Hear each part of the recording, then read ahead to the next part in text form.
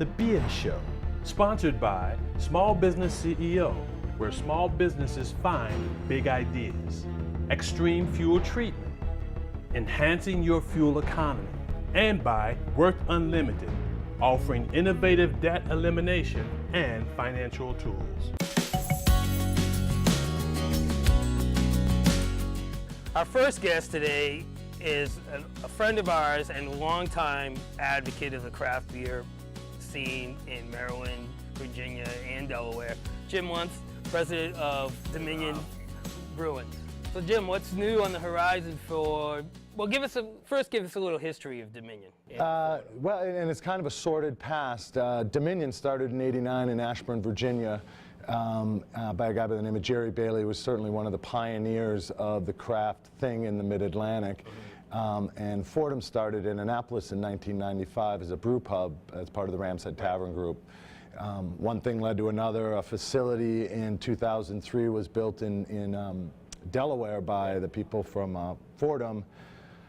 Fordham buys Dominion, they merged the two together, they closed down the Virginia operation, and then everything goes over to Delaware. So we have one operation now, production facility in Dover, Delaware, doing both the Fordham and the Dominion brands. Now I see a lot of the Dominion stuff now is really excellent packaging compared to what it used to be. I mean, we have the whole concept of the pinups. So the girls, yeah. Which is a killer concept, and I know that the Fordham packaging is going to change come first of the year. Correct. Just talk a little bit about how those changes came about, and then we'll talk about specific beers. Like this is a fantastic IPA. Right, and then I brought a little Dominion Millennium, which we only did 100 barrels of. So, well, it's funny, as you move breweries and move locations of these breweries, be it from Virginia to Dover and Annapolis to Dover, Delaware, you almost have to redefine who you are. And so we are still producing all of the original brands that were being produced over in Virginia, but because of our proximity to the Dover Air Force Base, we're located about a mile north of the front gate. Got talking with some buddies of mine over at the Dover Air Force Base, and we got talking about pinup art and girls and airplanes, and one thing led to another, and all of a sudden it's like, man, we need to do some pinup art, which is kind of cool, and so one thing led to another. We launched them in 22s a couple years ago, did some test batches. You remember those? Yeah. They did well. And then launched up with what we have now. So there's two that are year-round, the Double D and the Morning Glory, which is the Espresso Stout, are year-round, and then every trimester a new girl comes out. Okay. So in the first trimester, which will be her first coming to the market, if you will, is going to be Abby, which is a double. Just explain the style, because a lot of people don't. When you maybe some people watching this don't really understand, like especially when you get into the Belgian. And but you know, there's different styles. There's the Abbey, there's the Saisons. The three that are rotating are a nice French Saison, and then that's Candy, right, which is Gigi, and then the Candy, which is running right now, is a Belgian triple.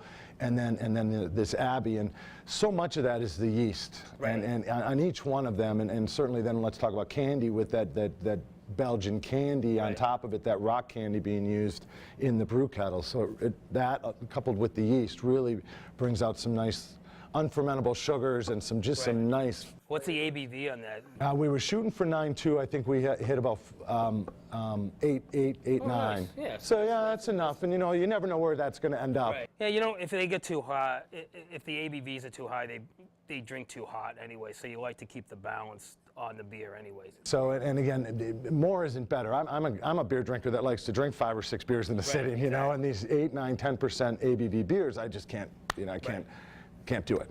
Yeah, and that's, I mean, I think a lot of people are going to that, which brings us to this. The Ram's Head IPA. Which is a nice, pretty sessionable IPA, and just give us a little history about this. Well, we launched it for the first time in January, and again, the founding location of the Fordham Brewing Company was the Ram's Head Tavern in Annapolis, and so in taking over the brewery back in 2011, I was like, okay, we've got to reconnect with the restaurant. And I love the Ram's Head logo, and I love what Ram means, and there used to be a Ram's Pale Ale out of Pennsylvania years ago. You probably remember, remember that. And so the Ram's Head IPA just kind of evolved. It is kind of sessionable, 7.5. Right. Again, I mean, it's 2 or easy. 3 of them, 2 or and 3, you want to be in your backyard, you Yeah. know. That 4th one, you better but not be driving, or maybe on your bike. The good thing about it, it's really a West Coast style. Now, I've had it as compared to like the Lagunitas, and it really pops. I mean, Yeah, and again, you're right on it. It is very citrusy. We brew it with some rye, so the finish on this beer is pretty abrupt. So Right. it's just boop, oh, okay, it's done. gone. You know, which is kind of that West Coast style. So we think we did all right with it. We're having some fun with it, and I'm going to continue to make some more. and you're still doing sort of all the seasonals. Like I know the Doppelbock. These are all the Forderman. Right, Doppelbock, draft only. Draft only. So that's draft only. So we're brewing about 35 different beers now at the brewery, man. which is too many actually. And Right. so we're trying to juggle what do we brew, what don't we brew, and how much of each. And there's a lot of these seasonals where it's like Millennium. I'm not tying up the tanks for 17 weeks. You get 100 barrels. Right. You know, our Oktoberfest is another good example. We sell out every year, and every year the sales department asks for more and more beer, and I'm like, well, every year you get 800 barrels. Right. That's all we have space for because we're constrained by how many tanks we have. Right. And in those, my personal view on some of that stuff, if you have too much, then it ends up sitting on the shelf. Because at the end of October, people are like, okay, it's November. So October. Right. Get me. I'm done with Oktoberfest. Yeah, right. exactly. So I mean, the pumpkins travel, and your pumpkin is awesome. The Spiced Harvest. Spiced Yeah. Harvest pumpkin. I love that beer. So that does really well. I think the else? goal with those seasonals is to make sure that the consumers, you run out just in time so that they want a little more and remember you for next year. Right, exactly. You know, and I think And you I as a think it retailer works. probably wants the same thing. Yeah, and it definitely happens that way too, because we get a lot of people coming in. A little bit of my issue with the seasonals, which isn't you, it's the industry in general, is that they come out too early for the season, and then they're gone by the time the season hit. So you get people coming in now, like pumpkin beers are perfect. I mean, if they came out just a couple weeks later, then people could have them with Thanksgiving, which is what people want to have. That's what you think of Thanksgiving, but that is what it is. That's the industry. It is. Well, the first guy out gets all the display space, so you want to be Right, the first guy out, and it just becomes a vicious cycle. You asked about some of the other seasonals. We're doing the Cherry Blossom Lager again. That was awesome. Phenomenal. Our That problem. did really well too. Yeah, again, we only brewed X amount, and it was a 100% increase from the year prior, and we're looking to do about another 100% increase this year, which only means about 500 or 600 barrels. Our problem is we're so reliant on the cherry harvest, and again, had a bad season in Michigan for cherries, so the price of cherries is through the roof, and our cost per case is going to be going up. But yeah, fun seasonal.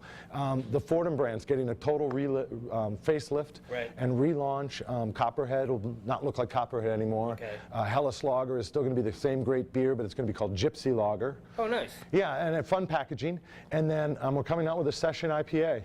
About 4.5% on the ABVs, called Route 1 IPA, Session IPA. Right.